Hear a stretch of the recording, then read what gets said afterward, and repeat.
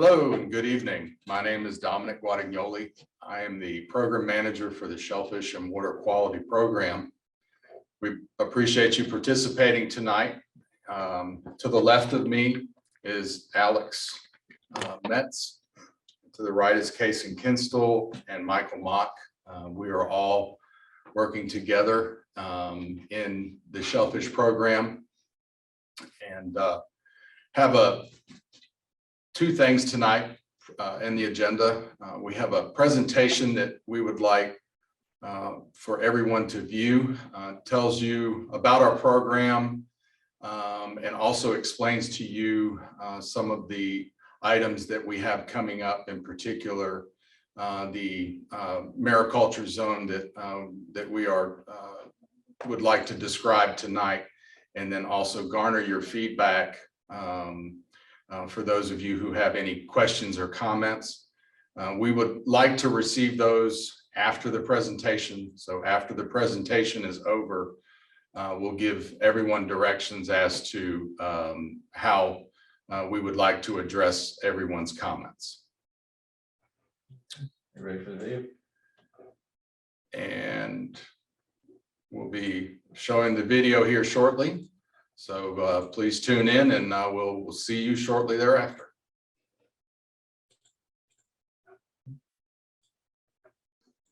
Hello and welcome to the Georgia Department of Natural Resources Coastal Resources Division's public meeting on proposed mariculture zone in Chatham County. In this presentation, we will give a brief overview of Georgia's shellfish program, including regulatory partners, a few industry statistics, and current methods of commercial shellfish harvest. Next, we will discuss the introduction of subtitle oyster mariculture and potential lease sites. Information on submitting comments will be provided at the end of this presentation. As a member of the Interstate Shellfish Sanitation Conference, which includes members from state and federal regulatory agencies, the Coastal Resources Division Shellfish Program utilizes the National Shellfish Sanitation Program Model Ordinance to regulate Georgia's shellfish industry. CRD is a primary authority responsible for a variety of activities vital to sustaining Georgia's shellfish industry, described in further detail on the following slides. A primary responsibility of the Shellfish and Water Quality Program is the classification of shellfish growing areas. Growing areas are established by sanitary surveys, which utilize the results of monthly water sampling at 82 trend sites throughout the Georgia coast. Water samples are processed at the in-house laboratory to ensure bacteria levels are within acceptable ranges to harvest shellfish for human consumption. The Shellfish and Water Quality Program is also responsible for identifying and leasing state water bottoms suitable for commercial shellfish harvest operations. Commercial operations on both state and private harvest areas are permitted annually by the department to ensure consistency with state and federal law. The department encourages the use of best management practices to ensure these water bottoms are being used safely, productively, and sustainably. As an NSSP requirement, all commercial shellfish harvesters must complete a harvester education program provided by the department. This training ensures harvesters are educated in the safe harvest and handling of product intended for human consumption. CRD permits authorized harvesters and coordinates with the law enforcement to help prevent theft of product or harvesting by individuals without a harvester education. Another role of the shellfish program is to oversee the maintenance and enhancement of recreational harvest areas to create harvest opportunities for the general public. Maps can be found online at coastalgadnr.org/recreational fishing for further details. Due to the risk of severe illness and death linked to the consumption of raw shellfish, the industry is highly regulated by a number of agencies. The other agencies included in Georgia's shellfish program include the Georgia Department of Agriculture, the Georgia DNR Law Enforcement Division, and the U.S. Army Corps of Engineers. The Department of Ag is responsible for regulating the handling and storage of seafood products in addition to certifying seafood dealers. The Law Enforcement Division enforces the Official Code of Georgia, Title 27, Chapter 4, Article 4, Part 4, in addition to any other rules and regulations pertaining to shellfish. The United States Army Corps of Engineers provides federal permitting of mariculture operations in all navigable waters. Currently, there are 19 commercial harvest areas permitted throughout the state of Georgia, including 14 state harvest areas, 3 of which are subtidal, and 5 private harvest areas. A majority of the shellfish product harvested from these areas include wild oysters and farm-raised clams. Since the early 2000s, clam landings have increased significantly due to the introduction of clam mariculture as seen in the chart to the right. Georgia law passed in 2020 has established new rules and regulations to support the introduction of oyster mariculture. With this new foundation, the state aspires to observe a similar growth in the oyster industry as witnessed with clams. Oyster mariculture is the production of oysters in confinement utilizing gear placed on water bottoms or floating on the surface of the water column. This process is utilized to produce single oysters, a product marketed towards high-end retailers. Oyster mariculture on intertidal water bottoms is very labor-intensive and tide-dependent. However, the use of subtidal floating gear has been shown to be less labor-intensive and provide an indefinite working window in regard to tides. This process allows the oysters to remain in the most productive layer of the water column, which promotes faster growth of the product. The gear used in oyster mariculture also protects the product from predation pressures. This slide provides demonstrations of a few gear types commonly utilized in subtidal mariculture operations. The pictures on the top right show examples of floating cages, while the picture on the bottom left provides a schematic and image of a floating bag. The remaining photos on the bottom right illustrate mariculture operations utilizing flip farm technology. The use of these gear types for oyster mariculture provides a variety of environmental and socioeconomic benefits to the state of Georgia. One of the most important ecosystem benefits of this process is the amount of water filtration the oysters would provide as filter feeders. It is estimated that one oyster can filter up to 50 gallons of water in one day. Filtering such large quantities of water removes excess nutrients from the environment, raises bacteria levels in the water column, and results in higher water clarity. In addition, the use of spawning oysters in the mariculture process enhances wild oyster reefs in the vicinity and can even result in the growth of new oyster beds. Increasing wild oyster populations often plays a role in decreasing erosion, increasing fish habitat, and providing storm protection for estuary shorelines, not to mention the potential for increased populations for harvesting. Oyster mariculture also has a high variety of social and economic impacts. The activity provides sustainable, low-impact protein sources, one of the few farming techniques that has a positive impact on the environment.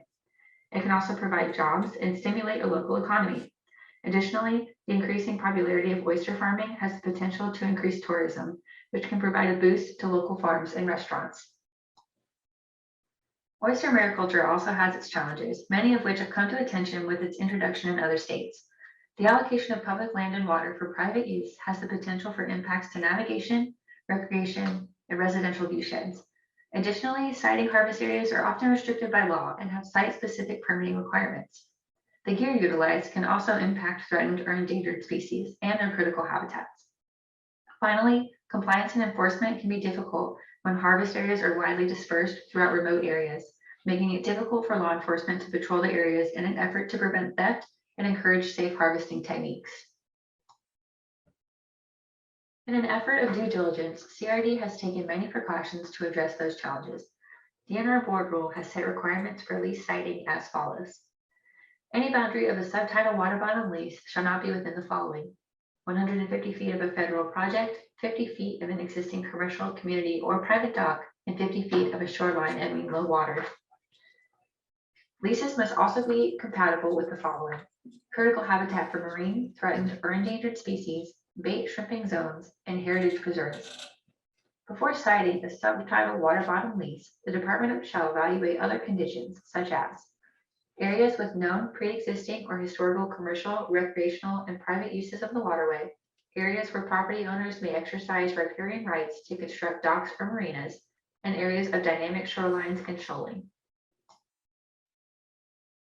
In addition, CRD would like to implement subtidal leases in mariculture zones. Mariculture zones are a type of lease configuration where leases are placed near one another with easements left for navigation. An example from Florida can be found on the right side of this slide. The image also provides aerial photography of a few different gear types deployed with different strategies. This differs from more traditional individual leasing configurations, which often result in long chains of floating gear placed alongside stream banks, of which a few examples from South Carolina are displayed on the left of this slide. The implementation of the mariculture zone concept addresses many of the concerns and challenges presented when using floating gear for subtidal mariculture. Keeping all of these activities in one area minimizes navigational hazards in multiple ways. Similar to other areas that contain navigational hazards, mariculture zones can be placed on navigational charts to aid voters. Also, large quantities of gear and signage in one location is more obvious to voters on the water. The establishment of mariculture zones avoids the placement of small operations in hard-to-see areas, which could be quite dangerous. Concentrating all activity in one area also minimizes conflicts of use, such as viewshed impacts and reduced accessibility to stream banks and fishing habitat. Additionally, establishing mariculture zones eases the vetting and permitting process for the regulatory agencies and potential farmers alike. State and federal requirements can be evaluated together in one area rather than separately, and public feedback can be obtained in a smoother process. Mariculture zones should also help address theft and safety concerns, since more people will be in open areas visible to many, while also making it easier for law enforcement to patrol. Potential Georgia mariculture zones shall be cited based on the criteria described previously. Once identified, proposed areas will be shared with the public to garner comments and feedback. When more than one potential mariculture zone has been identified within a growing area, public comment will be used by the department to help select the least impactful location within a growing area. This is a map of the second proposed mariculture area in Georgia. This area is located in Chatham County on Bull River, about 500 feet from the mouth of Paw Cooper Creek. This zone is about 28 acres and will contain 3 7.5-acre leases upon the first round of lease allotment. Leases will be buffered by at least 50 feet. Questions and comments will be addressed by our CRD staff during a live question and answer session on November 16th at 5 p.m. Topics shall pertain to the following aspects: mariculture zones, lease locations, potential conflicts of use, size of easement channels, and types of gear utilized. Written comments will be accepted until November 30th, 2021 at 4:30 p.m. The address and email correspondence is provided at the bottom of this slide. We look forward to hearing from you.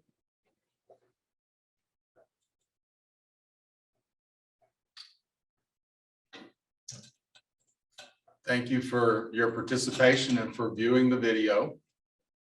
And I also appreciate your patience with our technical difficulty earlier. Now I'm going to turn it over to Tyler, and Tyler will explain how we would like to entertain comments and feedback tonight. Hello, everyone. Thank you for joining us this evening. I'm on the other side of the camera there, but I'm monitoring the Zoom. So if you'd like to ask any questions or put any comments forward for the division, you can do that by raising your hand down at the bottom of your screen or in the menu. If you've moved it to the top, there's a thing that says reactions. And if you click that, there'll be a button that says raise hand. And when you raise your hand, we'll call on you by name using the camera here, and we'll recognize you as having the floor for a little while to speak. We ask that you limit your comments to about 3 minutes or so in case we've got a lot of people that would like to say some things. And you should be aware as well that we are recording this for posterity's sake. So thank you very much. All right, we've got a hand raised from John. John, I'm going to go ahead and unmute you. Thank you. All right, you have the floor, sir. Yeah, this is John Duran. Would you be able to put that visual up again that showed the Chatham County location? It was only a short time and I didn't quite get it fixed in my mind before it went off. Sure, if you'll give me just a second to pull that up for you, sir.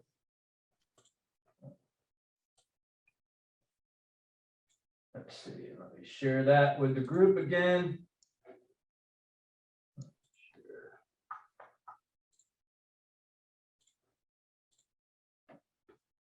All right, can you see that, John? I can see it now. Oh, near the bull river. Okay, I see now. Okay, very good. That's fine. Thank you. Okay, thank you, sir.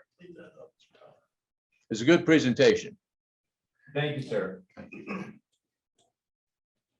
All right, does anybody else comments? If you do, again, go to the reactions button down at the bottom of your menu, and you can raise your hand. We have a question from Mr. Thomas. I'm gonna go ahead and unmute you. Mr. Thomas, you have the floor. Yes, sir. Looking at the proposed area, do y'all have a bathymetric survey of the area to know what the navigable water is in that area? And do you have a proposal for how much of the navigable waterway that proposed area takes up? I know on docks and things of that nature, being in over a quarter of the navigable channel is I think the basis for where they start to say you can't go any further. So curious how much of an encroachment this is, and the final part is, are there any no wake zones associated with this this proposal? All right, so I can go and take the start of that question. We do have a bathymetric survey. The depths at mean low water start from about 6 feet on the west shoreline, and then it comes down to about 20 feet in that north, I guess northeast corner. It takes up less than a third of the entire channel, which is part of the Army Corps requirements, and it has been vetted by them already. And then as far as no wake. Speak up. Okay. So, could you hear all that? Oh, he's muted again. Yes, sir. I did hear that. All right, good. And then as far as no wake, I don't think we'll have a no wake attached to that. Okay. I just, making sure that we're not impacting, that area has high speed traffic, and, I don't see any reason to stop that. Yes, sir. I believe it'll also have pilings in each corner with reflective signs to aid with navigation concerns. Can I raise hand? I have a few questions. All right, Mr. Rudy sent a message and says he cannot raise his hand, but has a few questions. So I'm gonna try to find his name in here. Mr. Rudy Socha, I believe. You should be able to unmute yourself. Oh, okay. It says the host has unmuted me. Can you hear me? Yes, sir, we can. You have the floor. Okay. I have a couple of questions. I was just at the International Sailboat Show in Annapolis, and one of the things that they were talking about up there in the Chesapeake Bay is where you have a high concentration of oysters, you reduce the clam population because clams require a different ground cover than oysters, and oysters like to attach themselves to hard objects. Will this reduce, are there clams in this area, and then will this reduce the clam population?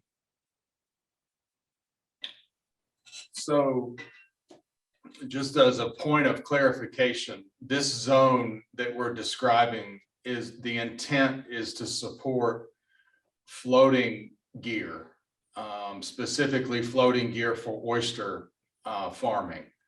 So these areas that we've identified within this zone are subtidal, and so that the gear is not intended to ever interact with the bottom, and that's by design, because the gear's designed to be floating, on a constant basis. So specifically as it relates to your question regarding clams, clams traditionally within our estuary are found in the intertidal zone, within small tributaries and creeks, and then along the intertidal banks.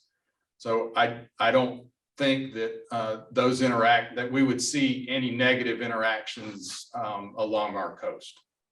Okay, two other questions. One is the maximum number of leases that an entity can obtain. I mean, you have a lot of lease areas here and a lot of lease sections. Will one large corporation be able to come in and either buy out or obtain all these leases? So we do have our first draft of our policy manual. It's on our website, and it describes, to date what we have put together regarding policy. Specific to your question, I believe our policy outlines the maximum number of acreage, subtitled acreage that one individual or one corporation can have is 30 acres. So the intent, of course, with our program is to provide opportunity, and we'd like to provide opportunity, especially on the early stages, which we're in the very beginning stages of this new industry. We'd like to provide opportunity to as many folks that are have demonstrated qualification. You do understand that your initial zone is 28 acres and you're allowing one entity to control 30 acres. So one entity can control this entire startup then. So you are correct. It actually, those are 3 7.5 acre leases. Right. Not quite sure if you know how clear that was. So we're going to be offering 3 separate 7.5 acre leases with the intent and the goal to have 3 individuals or 3 businesses occupy those properties. Okay, last question. Does the state determine, you've already told me the state's determining how the oysters are going to be farmed, and it's going to be, using the floating contraptions or whatever you want to call them.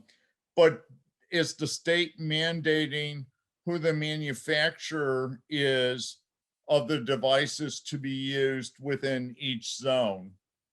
Do they have to use a recommended manufacturer's equipment, or can they make their own, or can they buy someone else's?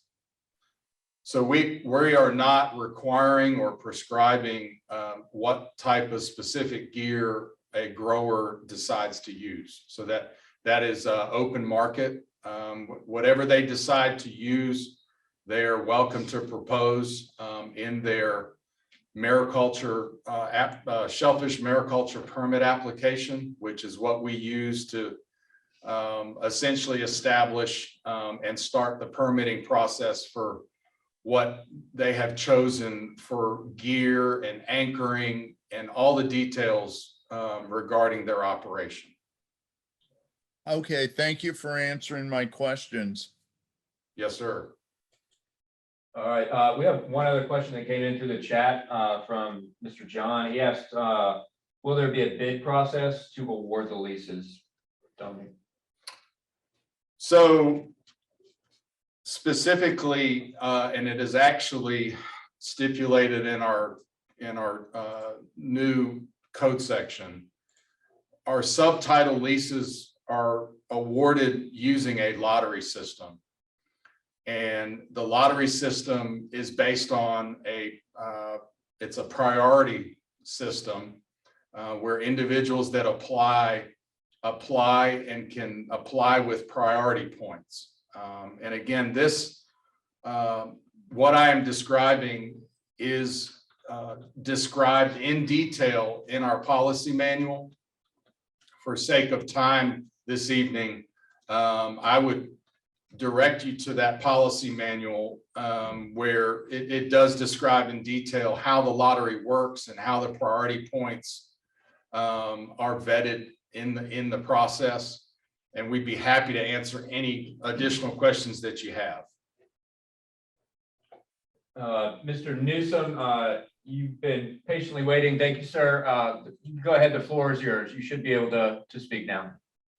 Yeah, thank you very much. I have 2 questions. One of the slides you presented showed that there are 19 commercial harvest areas already permitted in the state, with 14 of those being state harvest. I guess that means public areas, and then 5 private harvest areas. And at the bottom of the slide, it mentioned that 3 harvest areas have already been leased in McIntosh County, are in the permitting process.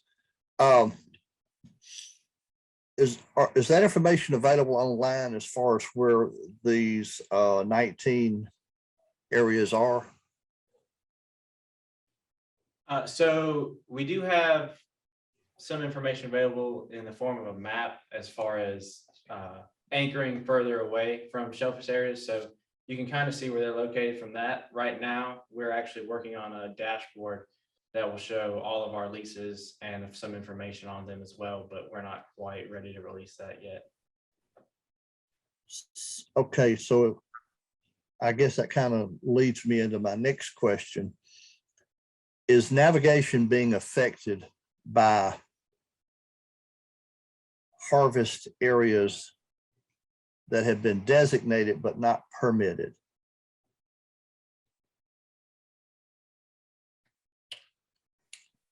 No, sir, those don't have any year out yet. Okay, if I'm not mistaken, and I haven't looked at the state map showing harvest designated areas, but the last I remember, there were several throughout several counties along the coastal area. And my understanding is that even though those areas have not yet been permitted, the simple fact that they have been designated already indicates that they are affecting navigation.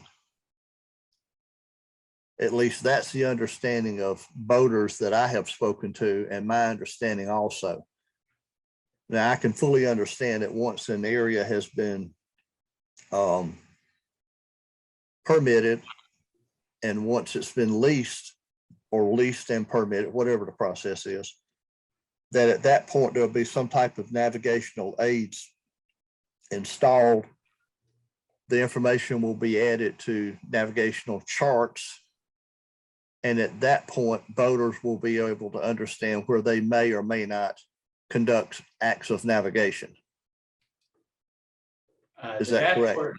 The dashboard we have available currently, or the web map that I believe you're referencing, that only has the permitted leases on it that currently have gear on it. It doesn't have the leases that have been leased out but are not yet permitted to put gear or product out, if that answers your question. I'm not sure it does. When you say the map that's available shows areas that are permitted, I'm confused about when is it permitted? Is there a difference in the state DNR designating an area that it wishes to lease and permit, and an area that is actually already gone through the leasing process and is then permitted? It's kind of a question of whether you're getting the cart ahead of the donkey or the donkey ahead of the cart. And it's all in reference to the general subject of navigation. And here's a real world example. There's a couple areas down near Cumberland Island. I don't remember the exact location, but I believe on the map that you already have published, you show those as areas that are restricted at this time, meaning that you intend to lease areas there, and it is the boater's understanding that they can navigate, meaning they can certainly take a boat down the middle of the channel, but they can't anchor in those general areas. Yeah, I'm sorry, I understand what you're saying now. Those areas down near Cumberland are recreational harvest areas, so there's no permits for gear going out because they're public areas.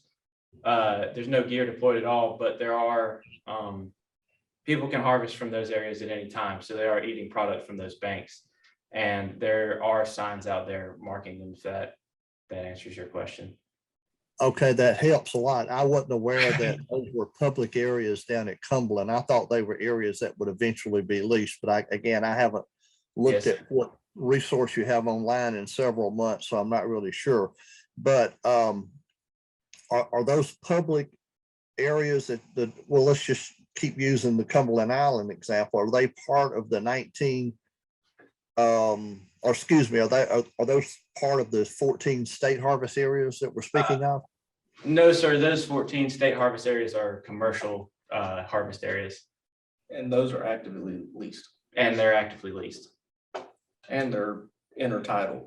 So All right, there's, what would be a big help is, are these areas, a map of these areas, the 19 as well? I know the state, or excuse me, I know the recreational harvest areas were available online. As a matter of fact, you had a very good map up showing those at one point. But it would really be helpful if all of these are available online. If they are, I'll be glad to go look for them, but I haven't seen them. Yes, sir, we're working on that, and we'll have it ready hopefully within the next couple months. All right, thank you, Mr. Newsom. We're gonna go on and Mr. Arasaka has been patiently waiting. I have requested to unmute you, Mr. Arasaka, and you have the floor. Thank you very much.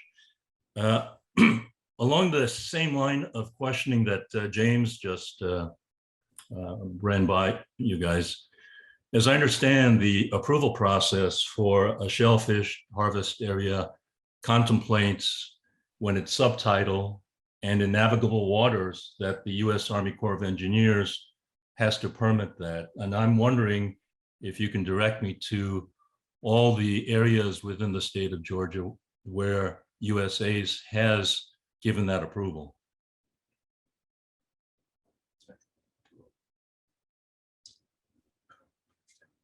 basically, we'll know where our new subtitle areas are gonna be throughout the state. How far have we got? Oh, this is as far as we've gotten. So what we've presented tonight is the first proposed area in Chatham County regarding subtitle, a mariculture zone that'll support subtitle lease areas. So we. Okay. Okay. So going forward, this could be the first officially approved subtitle mariculture area that partially impinges upon navigable waterways. Well, Go ahead. I think they will all impact navigable waterways as the U.S. Army Corps defines them, because they're all going to be at least 6 feet deep at mean low water. We do have a couple leases active in McIntosh County that are currently in the permitting process with the Army Corps, if that answers your question. Yes, it does. Thank you. So my confusion comes into play where on the Georgia DNR website, there are anchoring setback areas based on what appear to be portrayed as approved shellfish mariculture areas. And from what I'm hearing tonight, those aren't fully approved yet by USA's. So I don't quite understand how you can implement those anchoring setbacks until they're fully approved. So what I believe you're referring to regarding the existing areas, those are our intertidal lease areas. And so those, and again, those are areas that are actively being used both for traditional cultivation of beds, and then others are using intertidal flats for raising, farm aquaculture of oysters and clams. So those. I'm sorry. I was going to say, yes, I recognize much of it is intertidal, but I do see subtidal areas portrayed that impinge upon navigable waterways, including the ICW, hence my questioning. Perhaps the maps were not drawn accurately, but that's what we have as a reference as vessel operators to try to comply with the regulations coming out of HB 833. I will add the U.S. Army Corps, they permit the placement of gear. They don't permit the harvest area, and they don't permit harvest. So some harvest areas don't necessarily need to be permitted by the Army Corps if they're not putting out gear or putting out certain materials. They are still allowed to take shellfish for harvest. So certain farmers will have to get approval from the Army Corps, but that doesn't make it a harvest area or not a harvest area, if that helps clear that up a little bit. Yes, thank you. My only other observation or question is, I know that Georgia has looked at best practices from neighboring states that are perhaps a little bit further ahead in their efforts in mariculture, including South Carolina. And in my home state of South Carolina, I know that there are subtitle lease areas where they have established ATONs, aids to navigation, in place that delineate the shellfish area as a navigation aid, and have also worked with NOAA Office of Coast Survey to put these mariculture areas on navigational charts. Those would both be of great value to the mariner, and I would request that Georgia consider following similar practice as they develop their mariculture industry. Yes, sir. We've got our permits in to establish around ATONs with the U.S. Army Corps right now, or with the U.S. Coast Guard right now. So we're moving that direction, and that's definitely a good idea. Thank you for that recommendation. Thank you very much. All right, thank you, sir. We're going to move on to Mr. Robert S. You should be able to speak now. Thank you for waiting, sir. Good. I'm gonna actually, Rick Fry is with me. He's gonna speak. So go ahead, Rick. Yeah, I've got a couple of questions. One, a clarification. You had indicated that one entity would qualify for, in Chatham County, for example, all 3 leases. Is that a correct understanding? No, sir. So when we run the lottery, only one individual will win one lease. Another individual, a separate entity, will win the second lease, and a third entity would win the third lease. Then after they win that lease, you have a 3-year period before you are eligible to enter back into the lottery for another lease. And then at the end of that, your cap is 30 acres. As a corporation or as a single individual, you can have 30 acres, but it's going to take you 9 years to get to those 30 acres. We're trying to give opportunity for everybody. Okay, that's certainly understandable. Second question, Dom, you do, as noted in the presentation, you do bottom testing, water testing.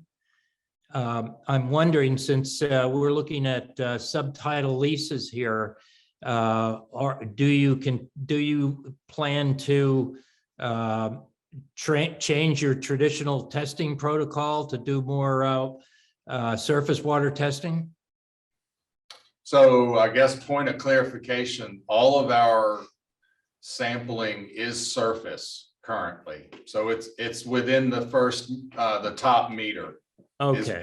Is where we collect all of our bacteria, all of our bacteria data, and then associated physicochemical data. Okay. Yeah, in the presentation, by the way, it talked about testing the bottom. So that's why I raised that question. The other question is there any relationship at all between, since you're testing, since you're doing surface testing, is there any relationship at all between those that are currently licensed and permitted as recreational sites versus potential subtitle leases in the same area? We're obviously down here in St. Mary's, and we're looking at the lower part of the estuary, the southern part of the estuary. And Crooked River has been a place where many of us have eaten many oysters for a long period of time that have been harvested in there. And I'm just wondering if we could not view that as a potential area also for subtitle leases. So right now we have a survey available on our website. So So anyone can put in where they're interested in areas, just for the record, while we're on the subject. But particularly that south area of Camden with the naval base and the bathymetry and the intercoastal waterway, along with a couple historical resources, it probably won't be anytime soon. I imagine we'd have to maybe expand the growing area in the south area, but but there are a couple areas in the northern part along the border of Camden and Glenn County that may be possible in the future. Okay, thank you. You're welcome. All right, Mr. Solomon, thank you for waiting. You have the floor. You should be able to be unmuted now. Thanks, Dom, Tyler. Can you guys hear me? Yes, we can hear you fine. Thanks for your hard work, guys. You know, we're really excited up here in Savannah to hear you're finally coming to our neck of the woods. Can you give us can you go into more your lessons learned, where this being the next phase of the project? What did you learn from the McIntosh permitting so far in the Mud River, and how have you applied that to this site? So I would say in particular, the process as it relates to, and this is for, I would speak for all three of the individuals that have received a subtitle lease in McIntosh. The process is, it really depends on the growers, level of preparedness. This is a new industry, as everyone understands and realizes in our state. We really don't have proven techniques. We don't have proven gear. So a lot of, what we're learning is that, whatever gear is chosen, and how that gear is going to be anchored and how that gear is going to be used on these properties is still, I'll say it's proven in other states, and we're hopeful that it's going to work in our state, and we're optimistic that it's going to work in our state. So from that aspect, things are not moving as quickly as we thought, but these are significant investments, as I'm sure you're aware. And so the growers are making sure that they're doing their due diligence and putting together their operation plans. So what I'm hearing from you is that maybe they're slower getting on the water than you initially anticipated. That's correct. That's great insight. I was really going more for, like, what does the CRD learn from choosing an area and, like, picking that area? Have you learned anything from that led you to why you chose this site in Chatham County? So, the majority of the selection revolves around the rules as we've presented. So every area is different. Sapelo Sound is a big sound system. The bathymetry is different in every sound, along with, the width of the waterways. So in terms of what we learned in McIntosh, is it applicable to Chatham? I would say not so much, because we've got to take each area individually. And so what we've proposed in Chatham County, we feel is an area that, hopefully has the least amount of impact with the highest probability of success. Okay, well, kind of where I was going with this, and another lessons learned again, this site, for those not familiar with the area, the site is right next to a long-standing, the site you've chosen in Chatham County is right next to a very well charted and long-standing research area marked as a research reef or whatever, but used by the Marine Extension. And over the years, I've noticed different kinds of floating gear there as they test it out. I assume that, I know you work hand in hand with those guys. That water there gets very rough. And I heard that was one of the things, that gear gets pretty beat up in that area. And as someone looking to invest in, I'm a little bit concerned about how big the water is there, the fetch from the sound coming particularly out of the southwest straight onto that lease, and how it might beat up floating gear. So that area is a little bit more protected than where The Marine Extension had their cages out there. Theirs was more out into the sound system, where this Yeah. is kind of tucked in behind it. Yeah, we were And- just out there a couple of days ago.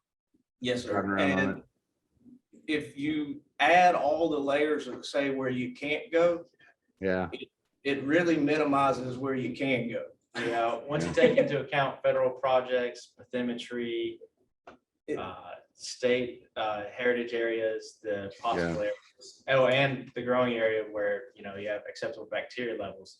I guess just not, and since you brought the image up, just north around the bend, just a little more makes a huge difference. I've been out on this particularly this water quite a bit, and when the wind's out of the southwest and the Yeah. tide's going out, you can have 2-3 foot whitecaps in this area right here. Yes, sir. And Yes. that's gonna beat floating gear up pretty bad, or at least at a minimum, it's gonna make it, not last as long. That's my concern. I would love to see this area just moved up and around that corner in more of a north-south orientation, just half a mile north in the Bull River, so it gets protected from the southwest fetch.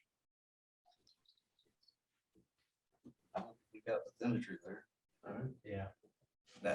Yeah, it all depends on how wide the channel is in that area, because we can only take up so much of that. All of that was kind of put into account when we selected this area. Yeah, Unfortunately, that's kind of, where we've all landed as best case scenario for that site. well, I've been in touch with a couple of the gear manufacturers. I sent them a screenshot of this slide, and that's the first thing they all point out, is that you got a huge fetch out of the southwest there, and the potential abuse of the floating gear and the lines and the chafing and all of those things. So that's my primary concern. At least I know you guys have a lot of things constraining you. We're still very excited about this, and appreciate all the hard work you guys have put into it. But as far as a public comment and a comment from two people that are very excited about applying for a lease here and being a part of this, I think that's one little bit that could maybe set this better up for success and just slightly more protected water. But happy, excited about it either way, and excited to be a part of it. Kind of following questions. I think Dom already touched on this a little bit, but have you guys talked at all about how you're going to restrict any sort of anchoring methods? Clearly bottom anchors are good to go, but are you going to allow people to drive piling on a lease, to string long lines in between? And then finally, my final question is, I don't see anything published in any of your documents. Is there going to be any sort of fee to apply for or hold a lease? And that's it. Thank you. So what you choose for gear and how you choose to anchor the gear, we don't have any restrictions. And again, everything that's chosen, again, is subject to permitting. So, whether it's pilings or anchors, that seems to be industry standard in the country. Some are using pilings, some are using anchors, or a myriad of both. And I don't see why, that shouldn't be supported in Georgia. So there are no restrictions. And then your second question, I'm sorry, was regarding The fee. the fees. So the fees currently, you have a lease fee, and those lease fees are at market. They're derived from the market value of subtitle properties, and we use neighboring states, other regions to calculate that market value for per acre.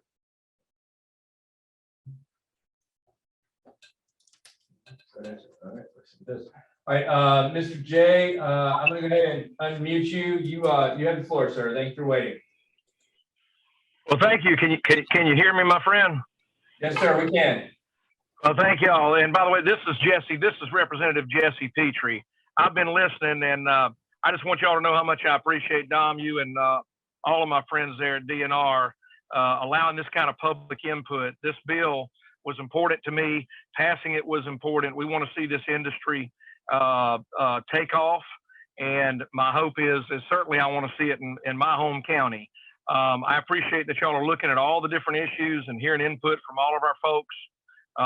Myself, my whole life been fishing in these waters, and others, we need to hear from everybody as we make these decisions. And but I just wanted y'all to know, just a comment, that I appreciate you, that I appreciate your efforts. I was a little disappointed in the slowdown with the pandemic and getting us to this point, but no one could have done anything about the pandemic. But I am glad that y'all are really pushing hard right now to move this effort forward, to get these leases out, and to get us growing, farmed Georgia oysters. So thank y'all, and thanks to everyone who's interested. And I'm hopeful that we can create great opportunity for our folks down here on the Georgia coast. Thank you. Thank you. Thank you, Representative. I do not see any other hands raised at this time. So we'll go ahead and just remind everybody, if you have a comment or a question you'd like to make, down at the bottom of your screen, there's a little happy face with a plus sign that says reactions. You can click on that and then click the raise your hand button. It says raise hand. If you're having trouble with that, you can also give us a shout on the chat feature, and we will be happy to call on you. It looks like Miss Hewley, I'm going to go ahead and turn the floor over to you.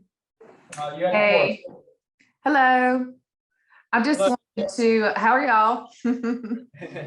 I'm super excited about this. I just wanted to take a minute to ask a couple of questions about what, do you have to be a resident of Georgia to be able to meet the requirements? No, ma'am, you don't. It's a priority point.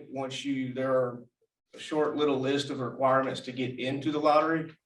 Mm-hmm. Once you meet those, which is a commercial fishing license, no fishing violations for 2 years, and a financial statement of at least $70,000. So Mm-hmm. a approval letter or something like that.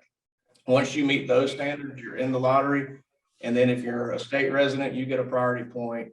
You get a priority point for so many years of working in the industry or handling shellfish. You get a priority point if you have a certified facility to handle shellfish, ship shellfish. Those are just the various priority points. They're all listed on that application. Okay.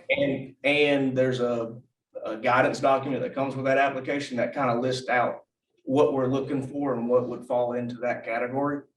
Okay. That's on the website, right, where you would pull that off, and you should have access to all of that. Okay. So all the information is on the CRD website. Yes, Correct. Correct. The other question I have is, how long are the leases? The lease contract is for 10 years, and that the leaseholder has first right of refusal if they have been a good tenant to the property. Okay. Okay. That's great.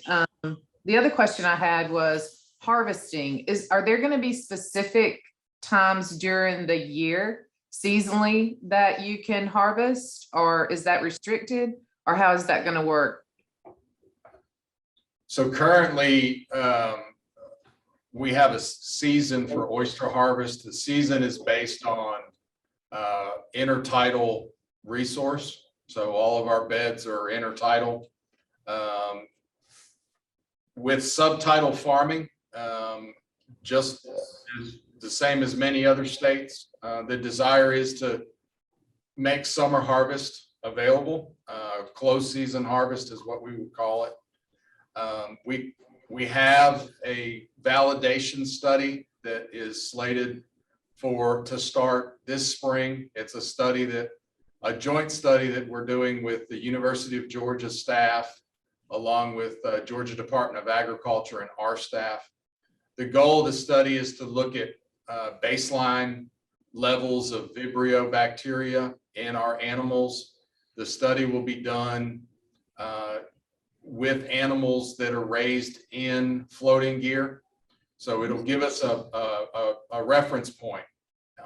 It will give us that data. That data is going to be used to develop new control plans that will help us guide how growers can safely harvest during those warmer months.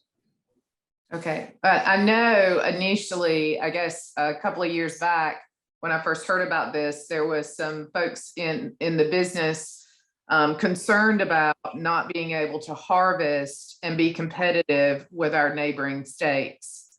So Right. the reason I wanted to ask is I knew there was some concern about that, and I just didn't know what the process was to determine the season, whether it was water temperatures, but I understand now, so that makes sense. That's really all I had. If you are running other shellfish businesses, it doesn't exclude you. Is that correct? As an applicant, Correct. right? No, that does not exclude. Okay. Okay, all right. Well, thank you, gentlemen. I appreciate it. Actually helps you. Oh, well, good. Yeah, it's very interesting. I think a lot of folks in Georgia are excited about it as we look at our neighbors. It's certainly, the Bull River is a beautiful area, and I'm just right up the way. So I know that area where you're at very well. And we have a lot of folks that come by the marina. They're very respectful of the area. And I just think it's going to be great. One of the other questions I had was, since you've pinned down these 3 7.5 acre places, how long does it take you to say, okay, let's determine another area in the same county, or is this it? So, of course, we started in McIntosh County. It was actually where we over the years, we had gotten the majority of the interest, and the folks were from that area. So we started in McIntosh. We've moved to Chatham with that same concept, because we've gotten feedback, sort of runner-up feedback was from Chatham County. So we've moved to Chatham. In the future, and Alex mentioned it earlier, so we have set up a survey online for current and future stakeholders that have an interest in shellfish. We'd like to hear from everyone. We'd like to use your feedback, not only for future subtitle opportunities, but also intertidal opportunities, both for traditional cultivation or other forms of aquaculture. So we'd love to hear from you. Please share it with your colleagues and friends. We'd like to use all that data to help guide us in the future, so that we ensure that the resources that we're using and the resources that we prioritize match the desire of the public. That's great. And is there a way to be in an email listing as you guys go through updates, everything, just to stay in the loop on what's going on? Is there some way to sign up for that? Yes, there is. So we also have very recently have put together sort of like if you're familiar with Gov Delivery, we have a separate shellfish subscription, so you can subscribe. I can answer that for you, ma'am. If you go to our website at coastalgadnr.org and go all the way to the bottom, and you'll see a little logo that says Georgia, has a little peach, and right below that it says click here to sign up for news and information. If you click in there, it'll take you to another screen where you put your email address in, and then you can choose from a menu of topics that you would like to receive from us, one of which is shellfish. But I would say go ahead and just subscribe for everything, and you won't miss a beat. Okay, great. And who's our point of contact if we have a question outside of this meeting? Is it Tyler? Shellfish related? Yes, sir. You can contact me if you'd like. Okay, great. That sounds wonderful. Okay. Well, thank you, gentlemen. I appreciate the hard work. Enjoyed the meeting. Thank you. At this time, I guess we'll see if there are any more last questions. Again, if you have any questions, just click the reaction button down at the bottom and raise your hand, or let us know through the comment section. All right, going once. Going twice. All right, I think that's sold. Dom, you want to tell you, the comment period goes until the 30th, I believe? Yeah. Right. So it Through, is- through the 30th. All of the information is on our website as well. I just posted that on, in the comments there. It's coastalgadnr.org/shellfish comments. And then I'll give you another link in just a minute. It's coastalgadnr.org/commercial shellfish harvest for information about commercial shellfish harvesting. And you can find that survey on that website as well. Thank you to all of you for your participation. We appreciate it. All right. All right, seeing none, I'm gonna go ahead and end this. Thank you all for coming. We appreciate your time tonight.